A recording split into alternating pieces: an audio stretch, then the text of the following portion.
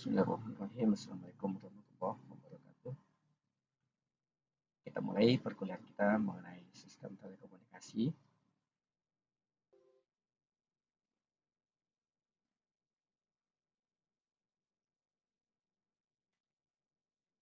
Kita lihat macam-macam sistem telekomunikasi.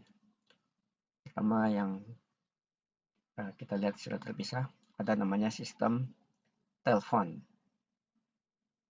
Kalau yang masih punya telepon di rumah, mungkin masih bisa melihat bahwa telepon itu terhubung dengan kabel ke roset, kemudian ke tiang telepon. Nah, di sini sekarang sudah menggunakan fiber optik. Kalau dulu menggunakan kabel tembaga. Ini terhubung terus sampai ke sentral telepon. Kemudian setiap telepon pelanggan itu akan terhubung ke sentral telepon sedemikian rupa, sehingga artinya dengan menggunakan kawat, sinyal suara kita akan dikirimkan dari suatu pelanggan ke pelanggan yang lain. Nah, ini minimal kita harus sudah mulai lihat-lihat apa saja sistem telekomunikasi yang ada. Ini hanya kita lihatkan beberapa. Kemudian kita ada mengenal juga jaringan komputer. Ternyata jaringan komputer dengan telepon itu berjalan di platform yang berbeda, mempunyai aturan yang berbeda. Nah, ini setelah terpisah kita tunjukkan bahwa begitu juga dengan internet akan terhubung dengan kabel UTP misalkan, kemudian terhubung ke network. Nah, terhubung ke LAN, bahkan terhubung ke internet nanti. Jadi kita bisa jaringan komputer seluruh dunia akhirnya terhubung melalui internet, di mana kita bisa berkomunikasi satu sama lain. Nah, kemudian kita juga sekarang bisa berkomunikasi video VoIP, voice over internet, yang suara tadinya digunakan oleh jaringan telepon, sekarang juga bisa terkoneksi dengan internet. Nah, artinya apa? Ada interkoneksi antara sistem jaringan komputer dan telepon. Nah, itu akan kita pelajari bagaimana sistemnya ya, di aturan yang dijalankan. Mungkin kita mengenal istilah internet protokol pada jaringan komputer. Kemudian ada SS7 ya, atau sistem PCM pada sistem telepon. Itu adalah aturan yang digunakan untuk berkomunikasi antara pelanggan atau antara subscriber ya, diatur dengan aturan tertentu agar bisa terjadi komunikasi yang ya akhirnya komunikasi yang teratur. Sedangkan di jaringan komputer kita mengenal ada TCP/IP, Internet Protocol, artinya yang mengatur bagaimana setiap komputer ini berkomunikasi di dalam jaringan. Nah, kemudian ada lagi sistem komunikasi satelit. Terkadang jaringan telepon dan jaringan komputer itu tidak bisa terhubung langsung dengan kawat atau kabel. Nah, akhirnya harus digunakan sebuah repeater, yaitu satelit yang bisa menghubungkan satu jaring di satu tempat dengan tempat yang lain. Jadi ada satelit, ada stasiun bumi atau gateway yang merutekan lagi ke jaringan yang ada. Nah, ini sistem komunikasi satelit, dan tempat kita lihat ini adalah wireless tanpa kabel. Nah, ini juga akan termasuk bagian dari materi yang kita akan pelajari di dalam sistem komunikasi ini, bagaimana ini bisa komunikasinya terjadi. Dapat Anda lihat ada mobile phone, telepon bergerak. PSTN ini adalah telepon yang tadi, telepon rumah. Ini juga, ini ada mobile station, jaringan seluler. Jadi jaringan seluler terhubung ke satelit, terhubung ke jaringan telepon PT Telkom misalkan. Nah, ada lagi teknologi yang berjalan sekarang, sudah berkembang, yaitu 4G.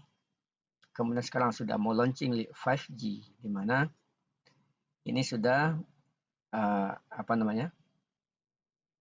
Jadi ada mobile communication mempunyai platform sendiri. Kita mengenalnya ada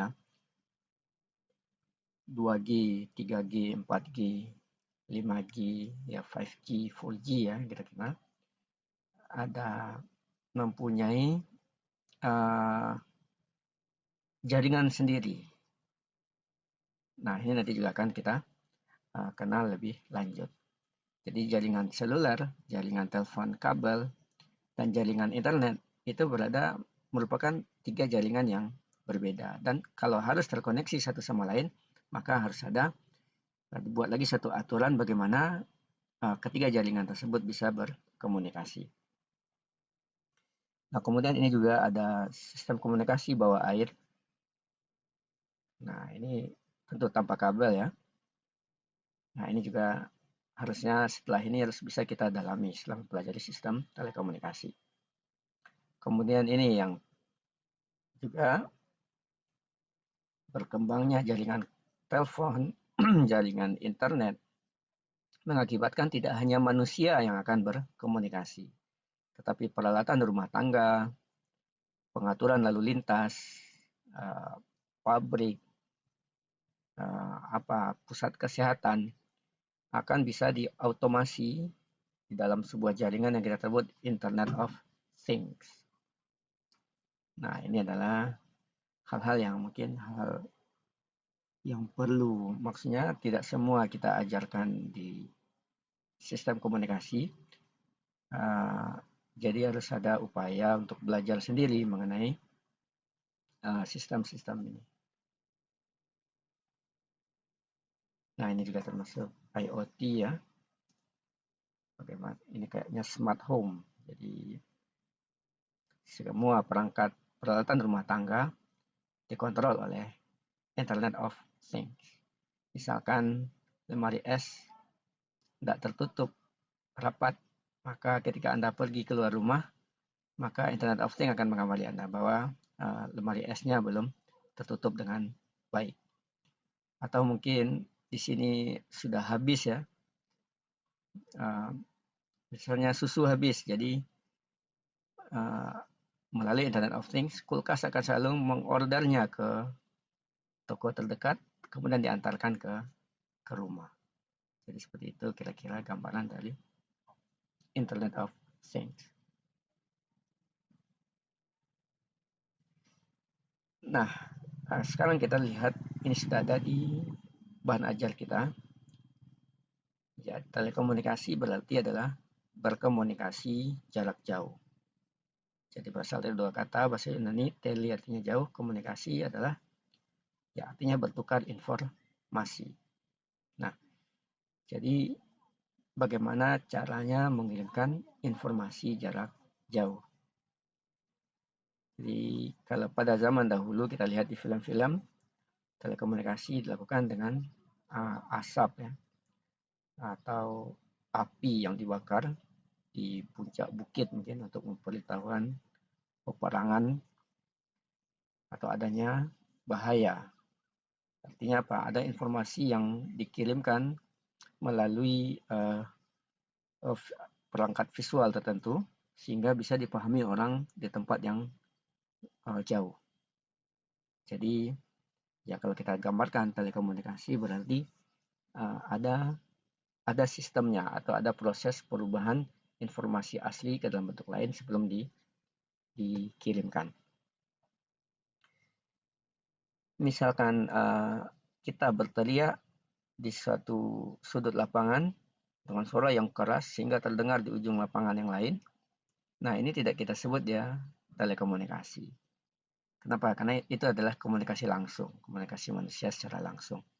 Tetapi kalau Anda menelpon teman di sebelah kamar Anda, teman kos misalkan, jaraknya dekat ya, hanya mungkin setengah meter. Tetapi itu Anda sudah menggunakan alat telekomunikasi, di mana suara Anda sudah diproses oleh handphone, dikirimkan ke teman Anda, dan diterjemahkan lagi ke dalam bentuk suara. Nah, di dalam pelajaran kita sistem komunikasi atau sistem telekomunikasi sebenarnya adalah kita mencari tahu bagaimana komunikasi jarak jauh bisa terjadi di dalam sistem telekomunikasi. Jadi ini sebenarnya target kita belajar, memulai mencari tahu bagaimana kok bisa suara saya terkirim kemudian bisa didengarkan oleh lawan bicara di tempat yang jauh. Nah, ini sudah dijelaskan semua di bahan catatan kuliah. Ya, komunikasi yang paling umum adalah komunikasi suara menggunakan telepon. Nah, bagaimana? Jadi dalam sistem telepon yang sudah kita lihatkan tadi, bagaimana suara kita bisa terkirim dari telepon kita menuju ke telepon teman. Nah, bagaimana suara dirubah sedemikian rupa sehingga bisa dikirimkan dalam sistem telekomunikasi.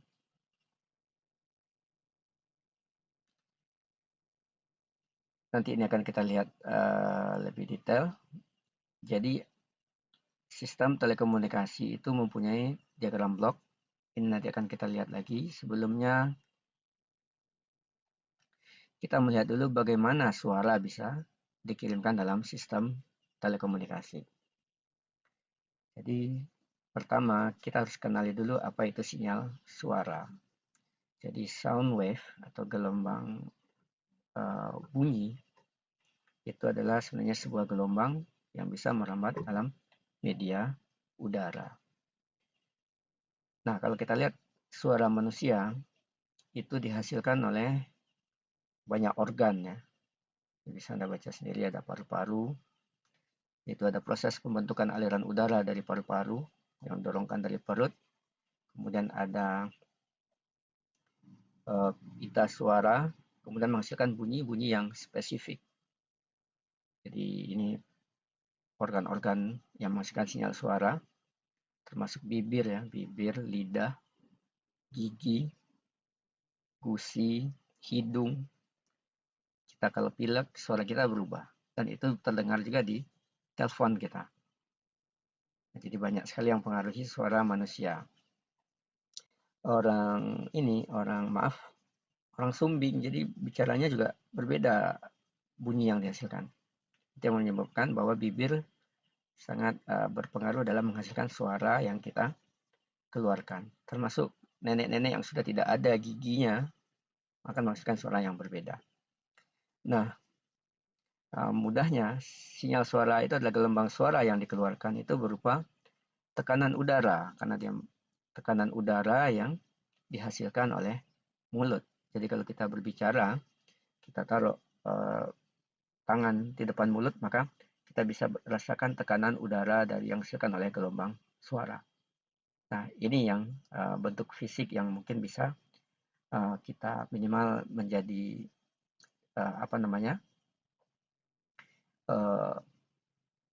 hal awal yang ingin kita amati dulu sebelum melihat sistem telekomunikasi lebih lanjut.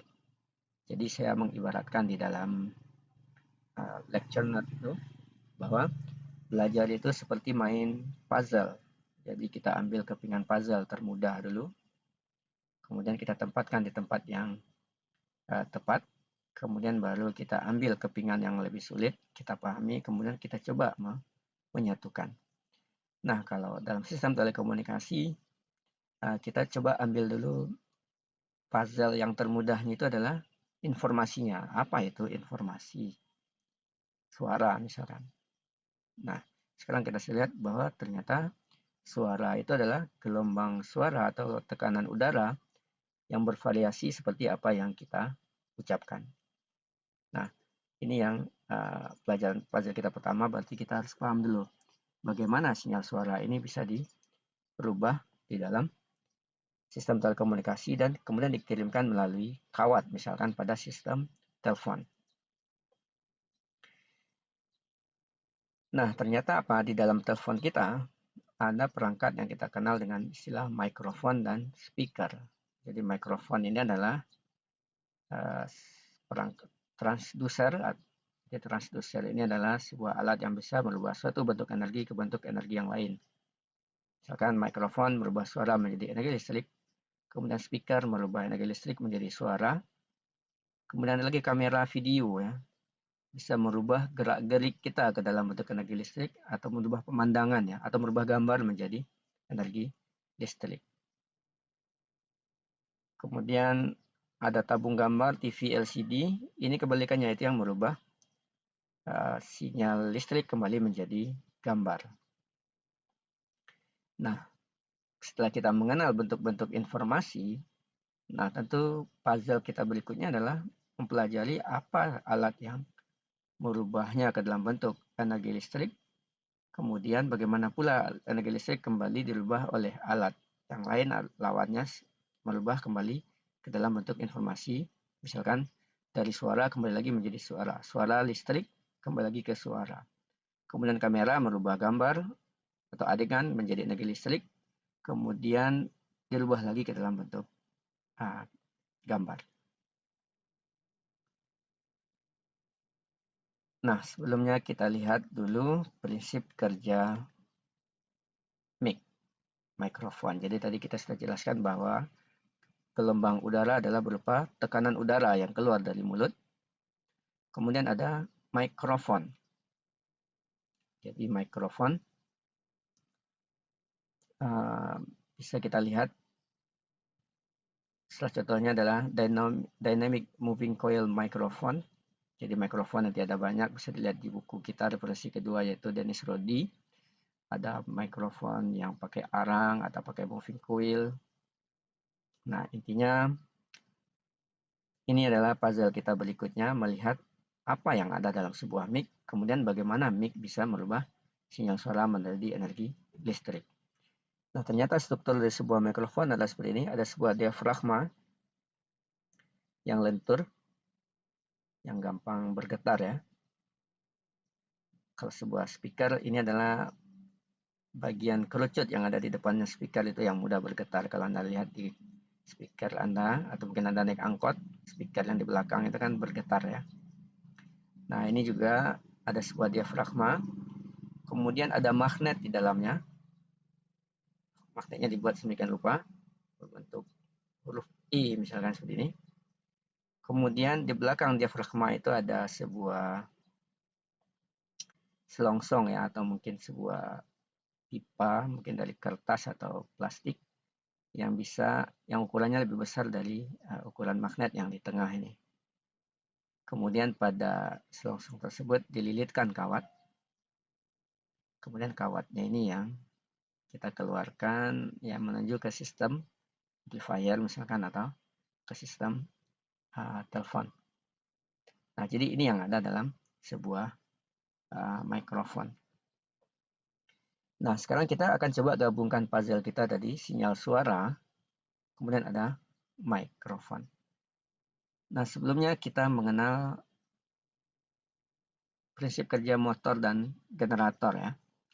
Jadi kalau ada kawat seperti ini di antara medan magnet, kemudian kawat ini kita putar dengan turbin mungkin, maka pada ujung-ujungnya ini akan muncul arus listrik. Atau sebaliknya, ini kita beri baterai arus listrik, maka kawat ini akan berputar sendiri. Contohnya adalah kipas angin misalkan. Jadi dari energi listrik menjadi energi gerak, dan sebaliknya energi gerak menjadi energi listrik. Nah, prinsip ini sama terjadi pada mikrofon.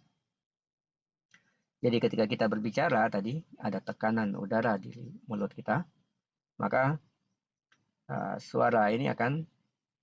suara ini akan menggetarkan diafragma. Otomatis akan menggerakkan lilitan yang ada di belakang diafragma. Maju mundur seperti ini. Akhirnya apa? Kita tahu tadi bahwa kawat yang bergerak di antara medan magnet akan menghasilkan energi listrik. Kalau ini dia berputar, kalau ini dia bergerak maju mundur di antara medan magnet yang dibangkitkan oleh magnet kutub utara dan kutub selatan. Akhirnya akan terbentuk energi listrik. Kalau di sini akan dibentukkan karena putarannya tetap, maka akan dibangkitkan sinyal sinus dengan frekuensi yang konstan. Nah, dengan sinyal ini, karena getaran suara yang kita bangkitkan adalah tidak tetap sesuai dengan apa yang kita ucapkan, maka bentuk amplitudo dan frekuensinya pun juga bervariasi. Nah, inilah prinsip kerja mic. Jadi sekarang kita sudah dapat dua puzzle sinyal suara berupa tekanan suara, tekanan gelombang udara yang bisa keluar dari mulut, kemudian menggetarkan diafragma sehingga adanya lilitan dan magnet ini akan menghasilkan energi listrik. Ini adalah prinsip dari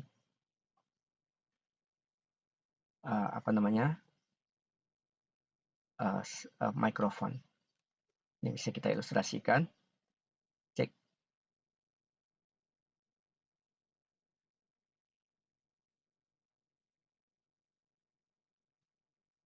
Tes. Cek. Nah, ini adalah misalkan suara saya ini masuk ke dalam speaker laptop ini. Kemudian ini adalah bentuk sinyal listrik yang dihasilkan. Berbeda ucapan, berbeda pula energi listrik yang dihasilkan. Nah, misalkan saya menjentikan jari. Cek. Tes. Nah, bersiul pun menghasilkan suara yang berbeda.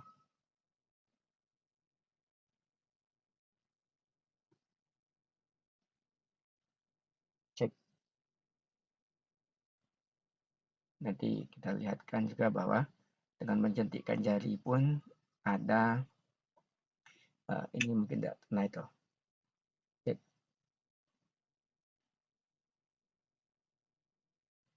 Oke, nanti kita lihatkan di MATLAB. Jadi minimal sekarang kita yakin bahwa beginilah prinsip kerja mikrofon menghasilkan energi listrik sesuai dengan tekanan udara yang kita berikan. Ini adalah bervariasi sesuai dengan tekanan udara yang saya berikan ke mikrofon. Kemudian dalam sebuah speaker juga sama, ada lilitan, ada magnet juga. Jadi kebalikan dari mikrofon kerjanya. Jadi kalau kita lihat tadi bahwa kalau ini kita kasih arus listrik, maka ini akan berputar, bergerak ya. Nah, di dalam sebuah speaker, arus listriknya yang kita berikan tidak konstan. Jadi arus listrik keluaran dari mikrofon, amplitudo dan frekuensinya tidak tetap. Sehingga kalau ini ada magnet, ada lilitan, kemudian ada kerucut, kalau kita berikan arus listrik ini, maka ini akan bergetar lagi seperti getaran udara yang dihasilkan oleh mulut kita tadi. Sehingga ini gerakan lilitannya ini tidak konstan. Sama juga dengan getaran dari sinyal listriknya. Amplitudo dan frekuensi sinyal listriknya. Sehingga apa? Jadi speaker itu dari magnet, lilitan, kemudian kerucut, kertas yang lentur juga ini. Ini sangat lentur. Ini adalah sasis dari besi ya, dari speaker. Akhirnya ini terpaksa bergetar kerucut ini karena magnet ini lebih kuat ya. Jadi ini akan bergerak maju mundur karena adanya arus listrik ini dan akan menggerakkan udara di depan kerucut tersebut sehingga akan menghasilkan getaran udara persis dengan yang keluar dari mulut ini tadi. Nah, sehingga akan menjadi energi suara lagi.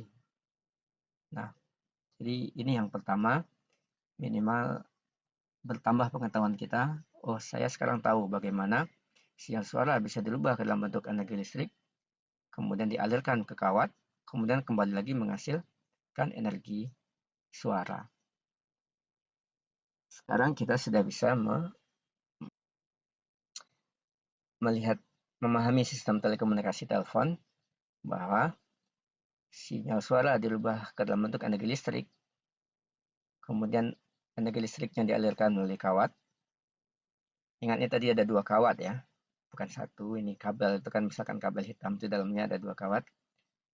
Kemudian akan dikirimkan ke speaker. Jadi kalau Anda tarik punya sebuah mic, kemudian ditarik ke kosan teman Anda bisa selalu mengirimkan suara Anda ke teman Anda. Agar kita bisa berkomunikasi 2 arah, nah tentu teman Anda harus juga punya speaker, mikrofon, dan mic. Nah, sehingga Anda bisa berbicara, ngobrol dari pagi sampai pagi lagi ya. Seperti itu. Jadi sekarang kita sudah mengenal sistem telekomunikasi, telepon, dan kenapa kok bisa, gimana sistem tersebut bekerja. Ternyata ada proses perubahan suara menjadi energi listrik, kemudian dikirimkan melalui media transmisi. Kali ini media transmisinya adalah kawat, kemudian dirubah lagi melalui speaker. Jadi ini juga sama, kalau Anda ingin membalas pembicaraan, Anda akan kirimkan juga sinyal suara Anda, dirubah dalam bentuk energi listrik, dikirimkan ke sini. Coba bayangkan, kalau Anda punya ini dengan teman Anda bisa berkomunikasi tanpa harus bayar. Kenapa? Karena sistemnya Anda yang punya.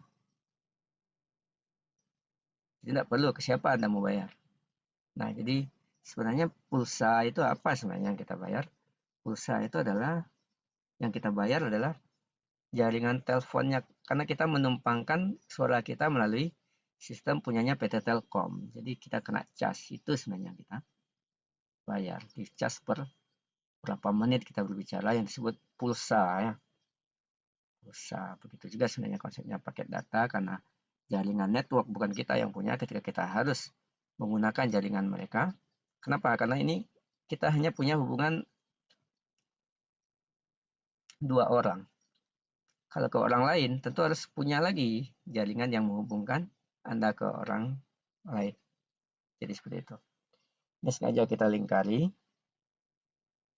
Nah, inilah isi dari sebuah gagang telepon. Itu ada apa namanya? Ada speaker, ada mikrofon. Dikemas dengan rupa. Nah, jadi inilah sistem telepon.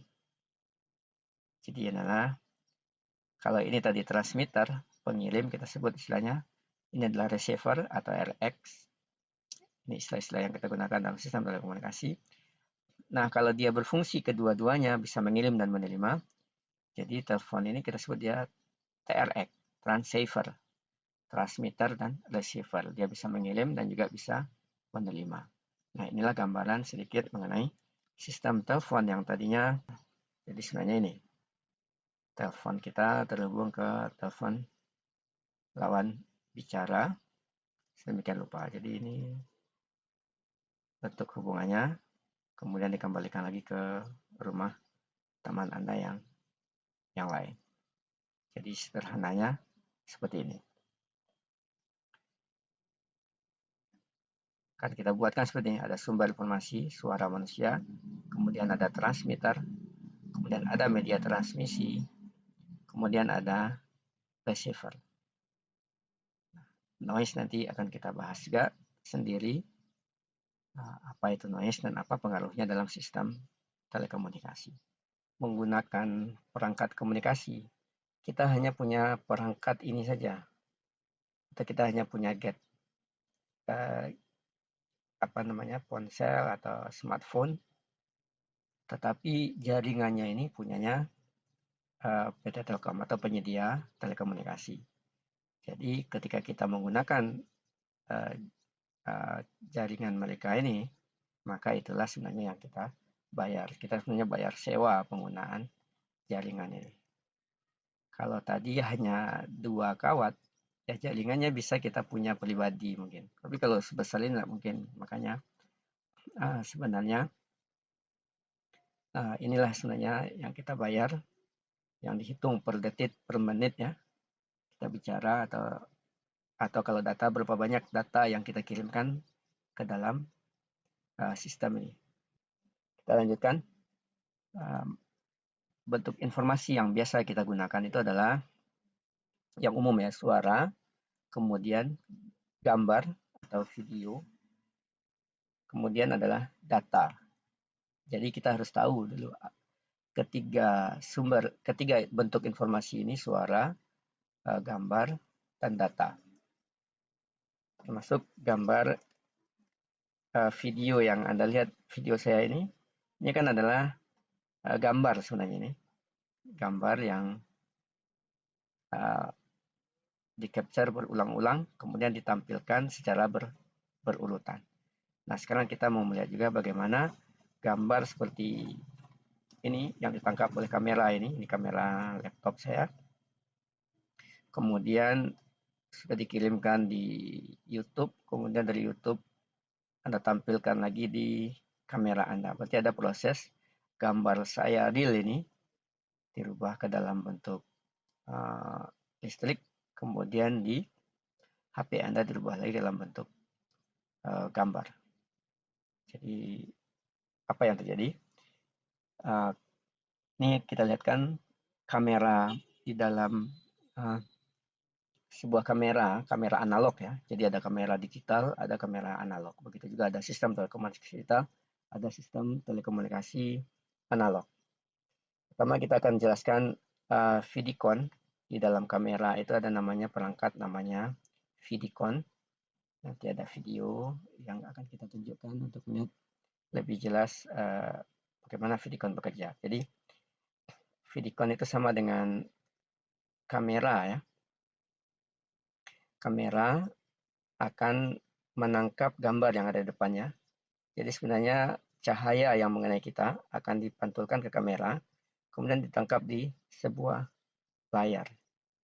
Bahwa kamera itu sebenarnya adalah menangkap gambar objek, kemudian ditangkap di sebuah layar. Kalau foto yang lama ada film di sini. Jadi film ini sangat sensitif dengan cahaya sehingga struktur film ini akan berubah sesuai dengan gambar cahaya intensitas cahaya yang mengenainya. Jadi ini persis dengan prinsip kerja mata. Jadi cahaya yang mengenai objek akan dipantulkan ke mata, kemudian ditangkap oleh layar sehingga kita bisa melihat intensitas cahaya itu tergambar di retina pada Vidicon. Jadi gambar akan ditangkap oleh Vidicon, kemudian film tadi akan digantikan oleh layar fotokonduktif target, jadi sebuah layar yang peka terhadap cahaya. Artinya apa? Struktur elektron dan proton yang ada di sini akan berubah gara-gara adanya intensitas cahaya. Artinya apa? Akan ada gambar yang tertangkap tetapi dalam bentuk perubahan foton di dalam layar fotokonduktif ini. Kemudian di sini ada katoda juga yang akan memancarkan berkas elektron, di mana berkas elektron ini sama dengan TV, bisa dibelokkan menggunakan coil deflection ya. Jadi coil ini akan diberikan alat sedemikian rupa sehingga dia bisa mendefleksikan atau menggerakkan berkas elektron ini dari kiri ke kanan. Nah, jadi artinya apa? Gambar yang tertangkap pada layar ini akan disorot dengan berkas elektron. Kemudian apa yang terjadi? Ini akan terjadi. Misalkan ini adalah gambar yang tertangkap pada layar fotokonduktif. Kemudian disinari oleh berkas elektron.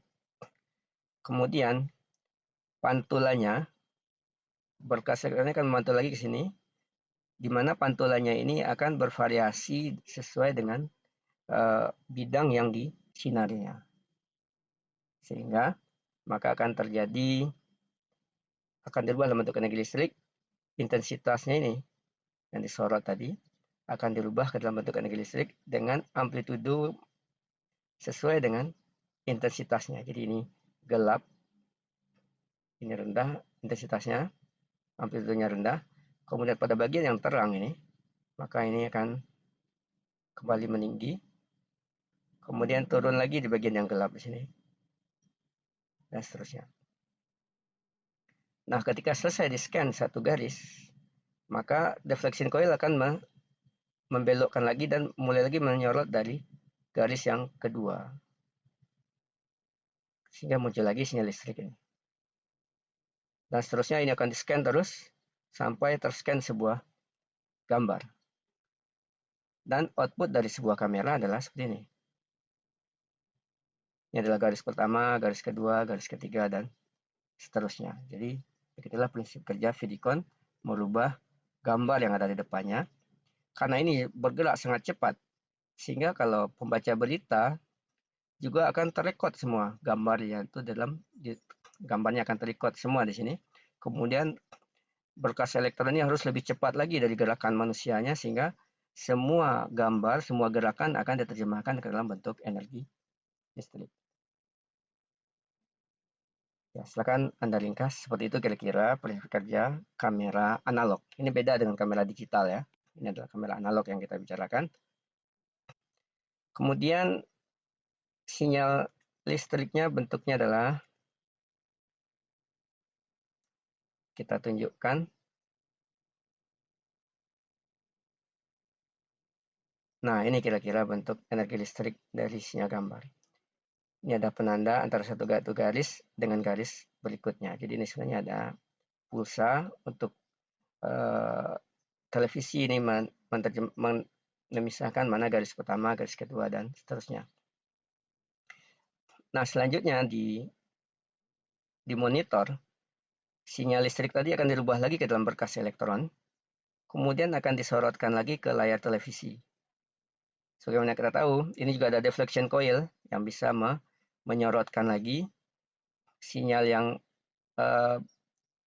sudah kita rubah ke dalam bentuk energi listrik kembali ke dalam bentuk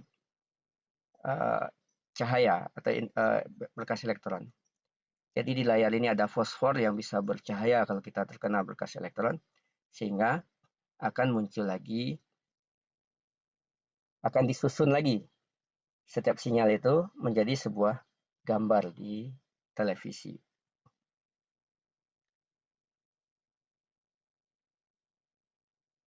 Jadi seperti ini, akan disorotkan lagi, sehingga akan terbentuk lagi sebuah gambar.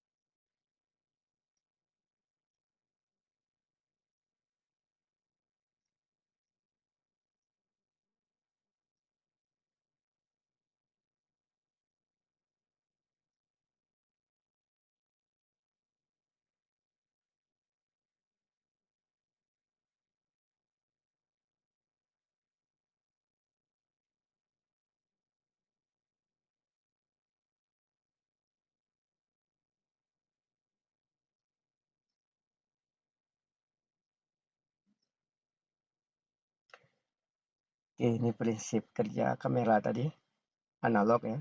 Kemudian ini bisa dicetak ke dalam film. Jadi ini adalah kira-kira seperti inilah layar fotokonduktif itu. Strukturnya akan berubah sesuai dengan intensitas yang diterimanya, kemudian diterjemahkan ke dalam bentuk energi listrik.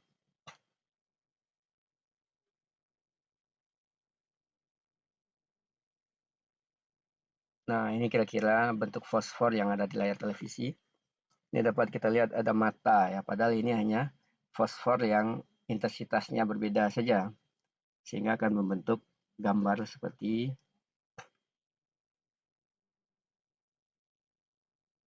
ya, ini ada gambar mata alis. Jadi ini yang tadi disinari oleh berkas elektron yang ada di TV ini. Jadi ini akan bercahaya lagi. Kalau gambarnya bergerak, maka akan terjadi gerakan, ya akan gambarnya juga bergerak seperti membaca berita, orang menari, dan lain-lain. Jadi kalau tadi prinsip kerja kamera adalah menangkap setiap gambar di layar, nah sedangkan untuk kamera film, maka setiap adegan akan direkam ke beberapa buah gambar di film. Jadi di sini akan berisi banyak sampel-sampel gambar dari gerakan manusia seperti ini. Nah, kemudian ini yang diputar sampai sekarang bioskop masih mutar film seperti ini. Maka gabungan gambar-gambar tadi akan menjadi gerakan di sini, gambar bergerak. Nah, seperti itu juga persisnya pada Vidicon. Cuma gambar ini direkonstruksi dari banyak garis dulu, baru diganti, berubah menjadi gambar yang lain.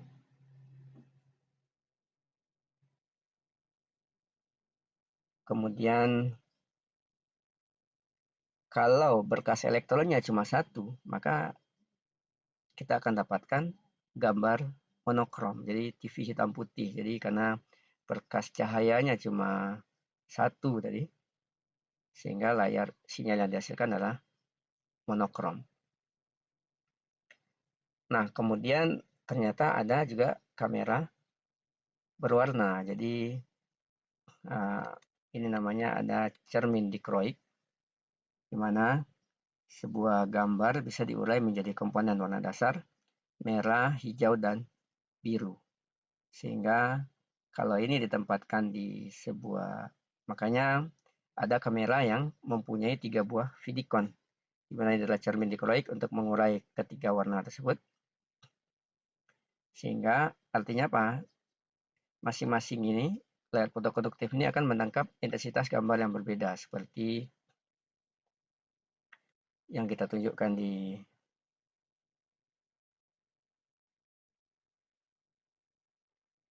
sini tadi. Maka gambar tadi, gara-gara cermin dikroik ini tadi, akan terurai menjadi 3 gambar. Nah, maka setiap gambar ini akan diterjemahkan oleh masing-masing Vidicon. Sehingga dalam Vidicon kamera berwarna, ini tadi, ada 3 sinyal. Sinyal warna red, warna green, dan warna blue. Nah, sinyal itu harus dikirimkan di dalam sistem telekomunikasi. Jadi bayangkan seperti itu kompleksnya. Jadi kita harus menarik ini. Gimana pula mengirimkan sinyal gambar yang ada 3 sinyal di dalam satu sistem komunikasi yang sama. Misalkan telepon mengirimkan sinyal suara dan juga mengirimkan gambar. Nah, secara sederhana ini prinsip kerjanya ya, Vidiconnya kameranya sama, tetapi ada 3 buah Vidicon yang menerjemahkan gambar menjadi sinyal listrik masing-masingnya. Sementara layar TV berwarna juga mempunyai 3 berkas elektron juga dan 3 buah fosfor. Sehingga masing-masing red, green, dan blue tadi akan disinari ke fosfor yang bersesuaian. Sehingga bisa kita melihat gambar berwarna seperti ini tadi.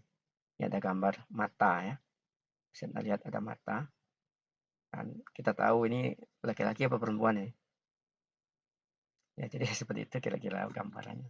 Kalau Anda bisa tebak berarti ya pertama Anda tidak buta warna, kemudian Anda sekarang lebih paham gimana layar televisi itu bekerja sehingga bisa menampilkan gambar. Jadi kalau masih punya TV analog di rumah, silakan percikan air ke layar itu, jangan banyak-banyak ya.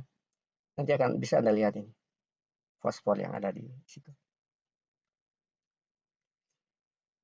Nah, sehingga kita sudah bisa mendapat gambaran bagaimana video call itu terjadi. Jadi sebenarnya kita sedang mengirimkan sinyal suara dan juga mengirimkan sinyal gambar ke lawan bicara kita. Kemudian lawan bicara kita juga harus punya mic, harus punya kamera juga deh. Dan dikirimkan, kalau ini kita sentuhkan ya. Kalau sistem kawat tadi seperti inilah Anda melakukan proses video call. Nah, karena slide kita sedang terbuka, jadi bisa langsung kita lihat ini. Kalau ini bisa komunikasi 2 arah ya.